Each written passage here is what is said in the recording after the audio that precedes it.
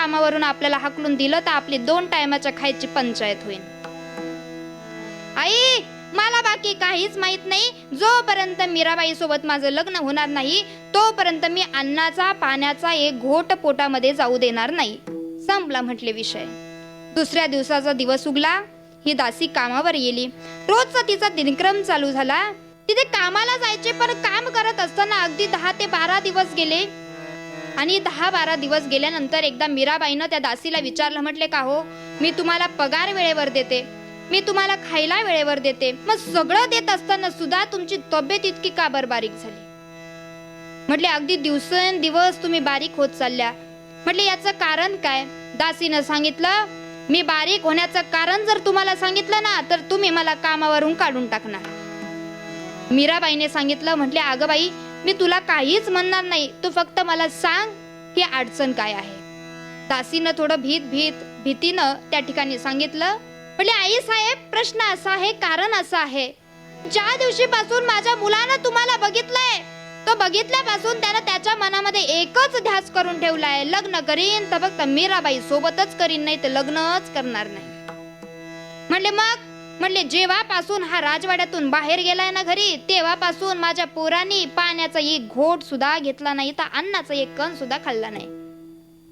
मग आता आपलं पोटचं लेकरू जेवत नाही म्हणून मलाही अन्न पाणी काही गोड लागत नाही, काय करायचं? म्हणजे मीराबाईने सांगितलं, काळजी करण्याचं काम नाही, उद्या कामावर येताना तुझ्या मुलाला माझ्याकडे घेऊन यायचं. दुसऱ्या दिवशी त्या दासीनं तिच्या मुलाला घेतलं आणि तिच्या मुलाला घेऊन राजवाड्यामध्ये आली. आपल्या मुलाला मीराबाई समोर नेऊन उभं ठेवलं. उभं केल्यानंतर मीराबाईने विचारलं, म्हटले बोल, काय इच्छा आहे तुझी? त्या मुलानं सांगितलं, म्हटले लग्न करीन तर फक्त तुमच्याशीच करीन, नाही तर दुसरं कोणाशी करणारच नाही. मग? म्हटले मी सांगेल तसं तुला करावं लागेल. म्हटले काहीच अडचण नाही, काय सांगणार? मीराबाईने सांगितलं, म्हटले समोरच एक पिंपळाचं झाड दिसतंय, मग त्या पिंपळाच्या झाडाखाली जाऊन बसायचं. बर, मग याच्या पुढे काय करायचं? म्हटले पिंपळाच्या झाडाच्या खाली जाऊन बसायचं, पायाची मांडी करायची. पायाची मांडी त्या ठिकाणी झाल्यानंतर डोळे उघडे ठेवायचे आणि तब्बल 7 दिवस, किती? 7 दिवस. म्हटले मग काय करायचं 7 दिवस? 7 दिवस पायाची मांडी मोडायची, 7 दिवस झोपायचं. बर, याच्या पुढे पायाची मांडी मोडायची नाही, 7 दिवस झोपायचं नाही. इथून पुढे काय करायचं? 7 दिवस अन्नाचा एक कणही पोटात गेला नाही पाहिजे आणि पाण्याचा एक घोटही पोटात गेला नाही पाहिजे. डोळ्याची पापणी जरी हल्ली तरी तुला सुळावर नेण्यात येईल. म्हटले त्या पोरानं मनोमनी विचार केला, महाराज, मीराबाई सारखी सुंदर पत्नी जर आपल्याला प्राप्त होत असेल तर एवढं 7 दिवस करायला काही हरकत? तो म्हटलं, तुम्ही जेवढ्या अटी माझ्या समोर टाकल्याय त्या सगळ्या अटी मला मान्य आहे. 7 दिवस मी पिंपळाच्या झाडाच्या खाली बसणार, पायाची मांडी मोडायची नाही, डोळ्याची पापणी सुद्धा हलवायची नाही, झोपायचं नाही, अन्नाचा एक कण पाण्याचा एक घोट पोटात गेला नाही पाहिजे. पण करायचं काय बसून? मीराबाईने त्या मुलाला सांगितलं, म्हटले 7 दिवस फक्त एवढ्याच मंत्राचा जप करायचा, श्री कृष्ण गोविंद हरे मुरारी हे नाथ नारायण वासुदेवा. म्हटले 7 दिवस या मंत्राचा जप करायचा. मी सांगितलेले सगळ्या नियम अटी पाळून जर 7 दिवस ह्या मंत्राचा जप केला तर 7व्या दिवशी मी तुझ्या समोर पुष्पहार घेऊन तयार राहील.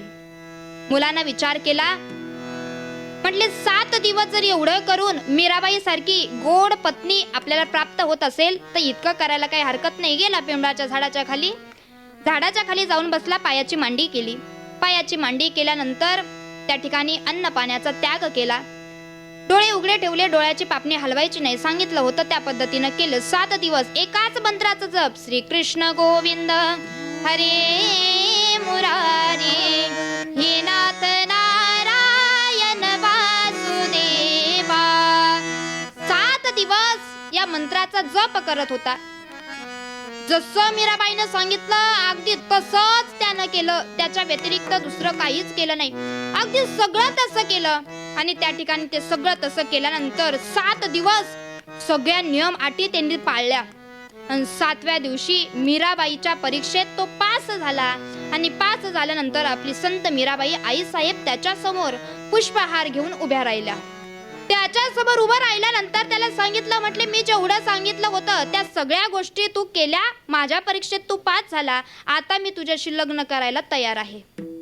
हे म्हटल्या त्यानं मीराबाईला दंडवत घातलं आणि दंडवत घातल्याबरोबर सांगितलं की आता मला तुमच्यासोबत लग्न करायचं नाही. का करायचं नाही तर श्रीकृष्ण गोविंद हरे मुरारी हे नाथ नारायण वासुदेवा.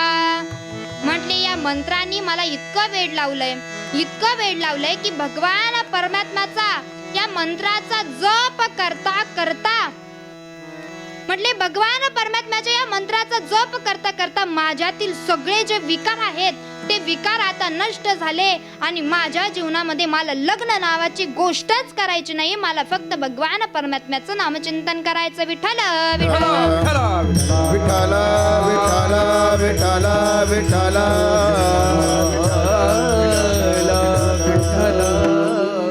तरले तरती हा भरवसा नामधारकाचा ठसा.